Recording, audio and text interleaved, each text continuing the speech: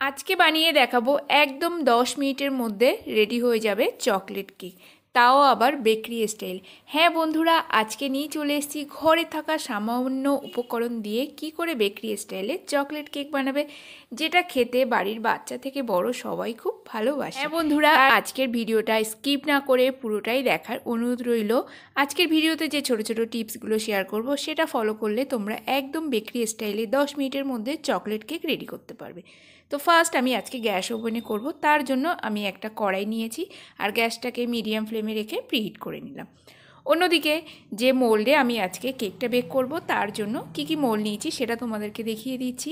তোমরা এখানে tart mould ব্যবহার করতে পারো বা তোমাদের ঘরে থাকা যে কোনো কিনে নিতে পারো চা খাওয়ার জন্য পেপার কাপ। এখানে পেপার কাপ কেকের যে পেপার লাইনারগুলো আছে সেটাও ব্যবহার করতে পারো। আর আরেকটা জিনিস আমি দেখাচ্ছি, অ্যালুমিনিয়াম ফয়েল দিয়ে আমি এখানে ছোট ছোট অ্যালুমিনিয়ামের ফয়েলের বাটি রেডি করেছি। একদম বেকারিতে যেরকম আমরা অ্যালুমিনিয়াম ফয়েলের বাটির মধ্যে কাপ কেক খেয়ে থাকি, ঠিক সেরকম ধরনের বাটি আমি রেডি করেছি। তো কি করে রেডি করেছি সেটা তোমাদেরকে দেখিয়ে দিই। এখানে নিয়ে নিয়েছি অ্যালুমিনিয়াম ফয়েলের রোল, এটা নিশ্চয়ই সবার বাড়িতে থাকে। এটা থেকে আমি স্কোয়ার শেপে কেটে নিচ্ছি, বা যে কোনো শেপে তোমরা ফার্স্ট একটা অ্যালুমিনিয়াম ফয়েলের পেপার কেটে নাও, সেটাকে তোমরা মাঝখান থেকে ফোল্ড করে দাও। দিয়ে তার উপরে যে টার্ট বাটি নিয়েছো বা তোমাদের ঘরে থাকা যে ছোট ছোট বাটিগুলো থাকে স্টিলের, সেই বাটিটা রেখে জাস্ট সাইড থেকে এরকম মুড়ে দাও।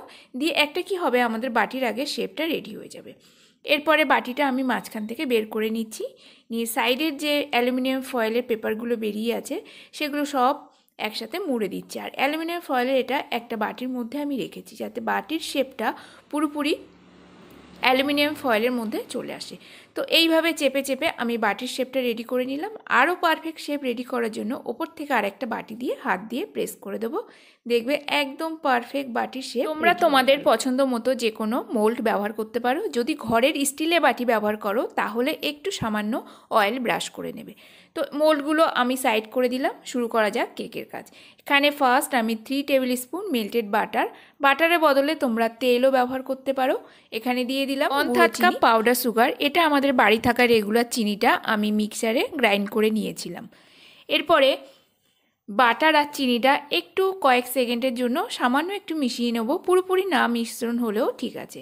1/3 কাপ দিচ্ছি মিল্কটা তোমরা যখন ব্যবহার করবে ফ্রিজ থেকে বের করে ব্যবহার করবে না, একদম রুম টেম্পারেচারের মিল্ক ব্যবহার করবে।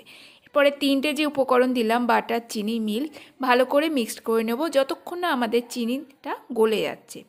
এরপরে একটা চালুনি রেখে দেবো 1/2 কাপ ময়দা। আর এখানে আমি 2 টেবিল চামচ মতো কোকো পাউডার ব্যবহার করেছি। কোকো পাউডারটা একদম ডার্ক, মানে আমাদের যে কেকের শার্প টেস্টটা আসবে এই কোকো পাউডারটা থেকেই আসবে। আর এখানে আমি 1 টিস্পুন বেকিং পাউডার ব্যবহার করেছি। আর 1 চুটকি লবণ তোমরা অ্যাড করতে পারো, যেহেতু আমি এখানে সল্টেড বাটার ব্যবহার করেছি তার জন্য লবণটা স্কিপ করলাম। তোমরা যখন রিফাইন তেল ব্যবহার করবে তখন তোমরা 1 চুটকি লবণ এখানে ব্যবহার করবে। এরপরে শুকনো উপকরণগুলো চালা হয়ে গেলে হ্যান্ড উইস্কারের সাহায্যে আস্তে আস্তে মিশিয়ে নেব। এখানে কোনো রকম ডাইরেকশান ফলো করার দরকার নেই, জাস্ট তোমাদের পছন্দ মতো যে কোনো ডাইরেকশানে তোমরা মিক্সড করে নাও। এখানে পুরো ড্রাই উপকরণ আর লিকুইড উপকরণ একসাথে মিক্সড হয়ে গেছে। আবার একটা স্প্যাচুলার নেব, স্প্যাচুলারটা নিয়ে ভালো করে উপর নিচ করে মেশাবো যাতে আমাদের কোনো শুকনো উপকরণ যেন মিশতে না বাকি থেকে যায়। এরপরে যে মোল্ডগুলো আমি নিয়েছি, ফার্স্ট আমি 2টো পেপার কাপ লাইলান দিয়ে দিলাম। আর 2টো অ্যালুমিনিয়াম ফয়েলের যে বাটিগুলো রেডি করেছি সেটা আমি একটা বাটির মধ্যে দিয়ে দিলাম, কারণ এগুলো অতটা হার্ডনেস হয় না, যে কোনো একটা বাটির সাপোর্ট এদের প্রয়োজন হয়।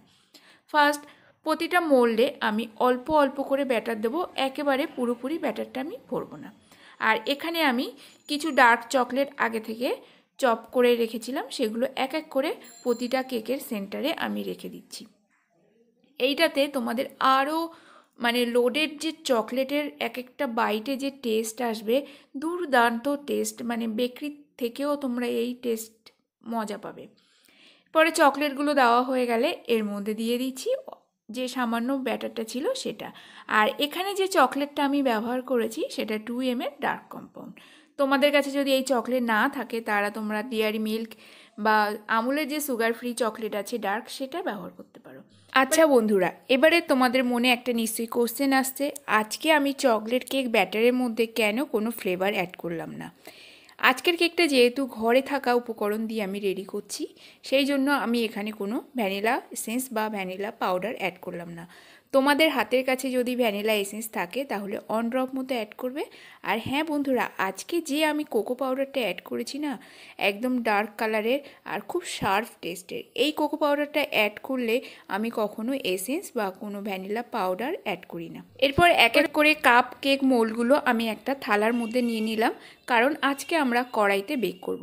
তোমাদের কাছে যদি ওটিজি থাকে 160 ডিগ্রি টেম্পারেচারে 10 থেকে 15 মিনিটের মতো তোমরা বেক করলে তোমাদের কাপ কেকটা একদম রেডি হয়ে যাবে। কড়ার মধ্যে আমি একটা দিলাম স্ট্যান্ড, এই স্ট্যান্ডটা সবার বাড়িতে ইজিলি নিশ্চয়ই থাকে। পরে ঢাকনা চাপা দিয়ে 10 মিনিটের জন্য ওয়েট করব। 10 মিনিটের মধ্যে আমাদের কেকটা সম্পূর্ণ রেডি। 10 মিনিট পর আমি ঢাকনা খুলে চেক করছি। এখানে কেকের উপরে টেক্সচারটা দেখেই বোঝা যাচ্ছে কেকটা আমার অলরেডি বেক হয়ে গেছে। তবু আমি গরম অবস্থায় একটু আঙুল দিয়ে দেখে নিলাম আমি কেকটা কতটা কি বেক হয়েছে। আজকে ঝটপট 10 মিনিটের মধ্যে ঘরে থাকা উপকরণ দিয়ে যে কাপ কেকের রেসিপিটা শেয়ার করলাম, কেমন হয়েছে অবশ্যই কমেন্ট বক্সে জানিও। তার সাথে ভিডিওটা লাইক, শেয়ার, সাবস্ক্রাইবও করে দিও। পাশে থাকা বেল আইকনটি অবশ্যই প্রেস করে দেবে, নতুন ভিডিওর নোটিফিকেশান তোমাদের কাছে পৌঁছে যাবে। এবারে কেকটা একটু ভেঙে দেখাবো। কেকটা এত সুন্দর